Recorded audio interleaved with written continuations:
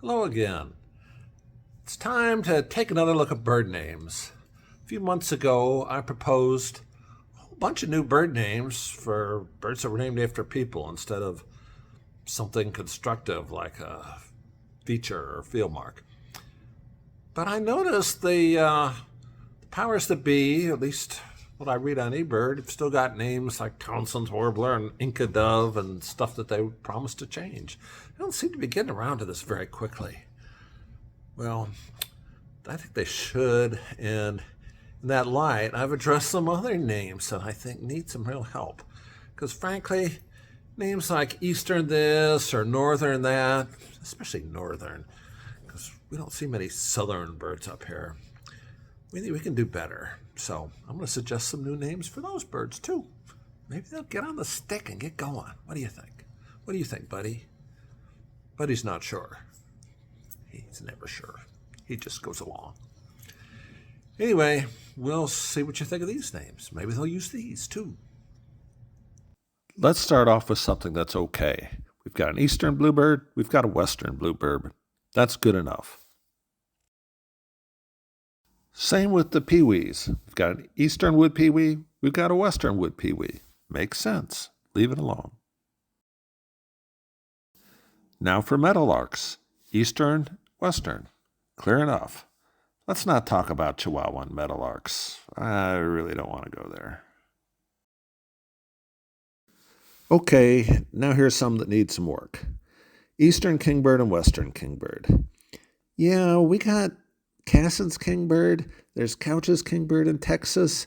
I see tropical kingbirds almost every year here in California, and not so good.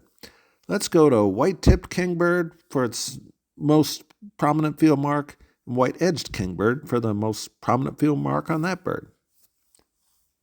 Phoebes. Eastern phoebe, meaningless. We need a more descriptive name. The ones out west, we got the black phoebe in California, and I suggested other name for the Say's phoebe in my earlier video. So let's go with brown-capped phoebe for the eastern ones. Much better. Same with the towhees. Eastern but no western. Useless. I know that rufous-sided towhee was used previously for all-encompassing, and they don't like the name to be reused when the birds split. I understand. But rufous-sided towhee is descriptive. It's a pretty name. Eastern towhee is an ugly name. Back to rufous-sided towhee for the eastern birds. Spotted towhee is great for the western birds. This is a little like that in reverse. We've got a western grebe, but no eastern grebe. And we don't need an eastern grebe. Let's go with the prominent field mark. Okay, here's one that's a little in reverse, but it really works if you think about it. Semi-palmated sandpiper, field mark that no one can see. They're the eastern counterpart of the western sandpiper, so let's just use that. Eastern sandpiper, western sandpiper. Easy. Okay, western tanager. That's a little trickier because so many tanager names have been used in South America, but at least as of today on eBird, there isn't a red and yellow tanager, so let's use that.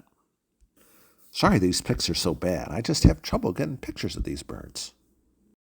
Western gull really almost works, but there's no eastern gull, so let's keep with the program. Let's call it West Coast gull. At least that describes its range some. I know there's a stragglers in Utah and Nebraska or something, but West Coast gull. Let's use that. Now for northern. I dislike that almost more than the east-west because there's almost no southern birds listed. So northern cardinal. What's the point of that? How about black-faced cardinal? That works way better. Both the male and the female have that feature. Northern mockingbird. The main differentiator between this and the tropical mockingbird are the white wing flashes. Now, nobody wants to call this the temperate mockingbird, so let's not do that. Let's just call it the white-winged mockingbird. For the northern parula, the main differences between this bird and the tropical parula are the broken white eye ring and the band across the male's throat. So let's go with banded parula because too tricky to mention those eyes. There is no southern pintail. There's other pintails, but not a southern pintail. So where's their northern pintail? Let's borrow a page from the terns and call this the elegant pintail. This is the most elegant bird you'd want to see, right? Same with the shoveler. There's no southern shovelers. There's other shovelers. Let's go with green shoveler. I'd settle for green-headed, but maybe that gets a little confusing with the mallard. We'll just go with green shoveler. Okay, northern shrike. I'd go with the European name of great gray, but somebody will claim they're separate species, so let's not get into that. How about boreal shrike? That describes its range quite well, I think. I know it can wander a little south of that, but boreal shrike. The northern pygmy owl was tricky. I thought of mountain pygmy owl, but frankly, I've seen them in lower elevations, but always within a half mile of a river or stream. River pygmy owl flies too big a body of water, so even though stream pygmy owl seems a little clunky, let's use that. It's more accurate, eh? While we're talking about owls, why not boreal hawk owl instead of northern hawk owl? Isn't that better? That's better. Time for the water thrushes. I'd like to get the specific location names like Tennessee or Louisiana out of the names also. And here's an opportunity to do that. What's the common feature that you really use to distinguish these? I use the white throat or the streak throat. So white-throated water thrush for the Louisiana water thrush and streak-throated water thrush for the northern water thrush. Ooh, what a mouthful. Okay, time for a few we probably ought to leave alone. Northern fulmar. There is a southern fulmar.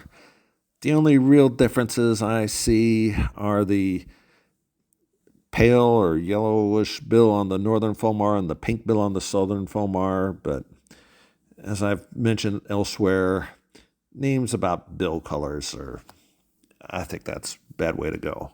Let's just leave the fulmars alone. Okay, for the northern rough-winged swallow and the northern beardless tyrannolet, there are southern versions of these. These are names that are kind of a mouthful, but for today, let's let it go. These can stay. Somebody needs to think of a better name than beardless tyrannolet, though. Good grief. Named after a feature it doesn't have. Why not spotless tyrannolet? I saved northern flicker for last because I could go into a big long rant on that. Somehow that doesn't seem in my best interest, though. I'll probably break down someday and do it. Anyway, for today, I have yellow-shafted flicker and red-shafted flicker on my list. You do what feels right for you.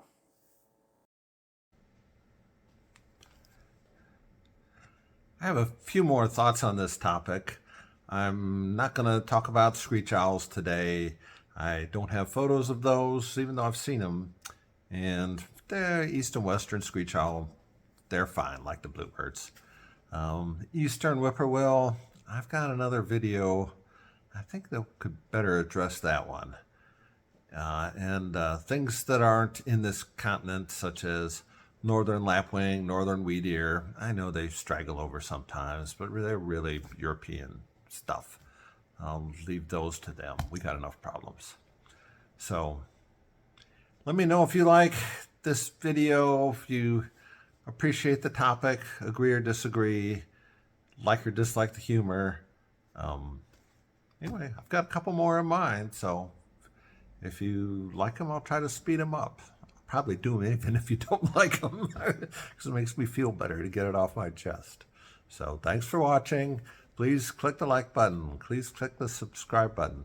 Comment, especially liking and commenting, I believe helps the algorithm quite a bit. So maybe it gets my videos a little more views, seen a little wider. I make no money. I'm not trying to make money. I just like to put it out into the universe and see who's paying attention. So thanks again.